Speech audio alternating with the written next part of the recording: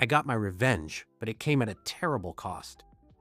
When I was 19, I met a woman named Ebony. Our love story went as so many young people's stories go. Hard lessons learned and heartbreak. During our time together, we had a lot of fights and arguments. She would say things to me like, "You're so stupid. You're never going to be anything," basically saying anything she knew that could get under my skin and cause me harm. After about 2 years of this, I removed myself from the relationship because I could no longer take it. Even though the relationship was toxic and unhealthy, I do not regret it one bit, because it taught me some valuable lessons about things that I'm no longer willing to tolerate in any future relationship going forward. Secondly, we had a son together, which in the end was well worth it. One of the last arguments we had before we separated, I told her the following. "In this game of life, I will not lose. I promise you this. When everything is said and done, I'll be on top and you won't. I hate losing and I will not lose. I promise you this." I will never forget that conversation because it put a fire in me that day moving forward. When I left Ebony, I took my son with me. Eventually, I found a lovely woman and married her. Shortly after marriage, Ebony contacted me asking me to take care of her daughter that she had with another man. Her reasoning was she wanted her daughter to at least be with her brother, and she had nowhere else to send her child. Luckily for her, my wife is an amazing woman. When I told her the situation, she immediately said, "Yes, we will take her." During this time, we had a total of 4 children, 3 from my wife and my son. My wife's response was, "We may not have a lot, but we have food on the table and a roof over our heads. That child need us. I'm not going to sit here and let a child that has nowhere to go suffer." So my wife and I took the child in and raised her as our own. I told Ebony I will take the children and raise them. So I told Ebony the following. "You do not have to pay me child support. You do not have to send any money. I want you to be with our kids and have a good relationship with them. But first, you need to be stable. So here's the deal. I'm going to give you 5 years to go to school. Get a college education. Make something of yourself. This way you can be stable and help raise our kids together." Personally, I felt like this was a good deal for her.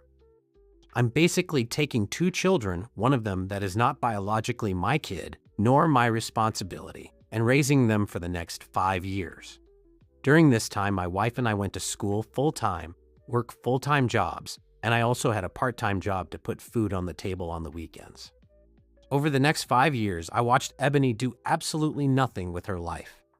Every time I would contact her, she would be partying, drinking, and showing up with new tattoos. Over those 5 years, I would gently remind her what she should be doing with this time. In response, I was told to shut up. I was told multiple times that I'm not her father. I was told how weak, pathetic I am. I'm a piece of shit, blah, blah, blah. After 5 years, my wife and I had improved our lifestyle dramatically. I came back to Ebony and asked her what has she done those 5 years, even though I already knew the answer. Eventually, I ended up putting her on child support because she was doing absolutely nothing to help me support these kids at this point, and she did absolutely nothing to better herself. Of course, after those 5 years of receiving literally no help. I'll take that back, that's not fair. She did send 1 hat and 1 jacket. I placed her own child support, and my lord, she flipped her crap. I was every name in the book. She would yell at me about how I was ruining her life, even though I explained to her that paying $180 a month for 1 kid when I'm raising 2 of your kids is a really good deal. I also explained to her that the kids' lunch for one of the children was $80 alone. None of this seemed to matter. Apparently, I was ruining her life on purpose, and it was so unfair, as she would tell me. By this time, I was pretty used to her crap. I would keep my head down and work harder with my wife to improve our life. But I never forgot, not even for 1 second, what I told her all those years ago. I will not lose. I hate losing. During this time, my wife and I got better jobs, and we started working out, getting in shape, and focused on our family.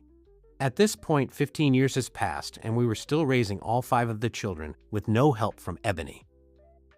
During this time, she had to come to my state to talk to the judge about why she wasn't paying child support.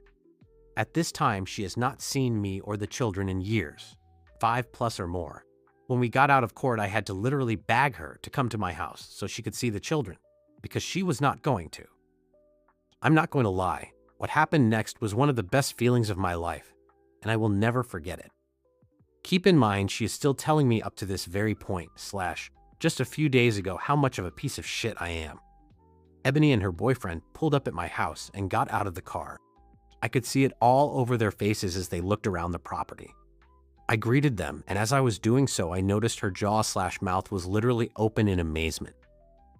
The first thing her boyfriend said was, "Man, I'm not going to lie, you have a beautiful house and nice cars." 6.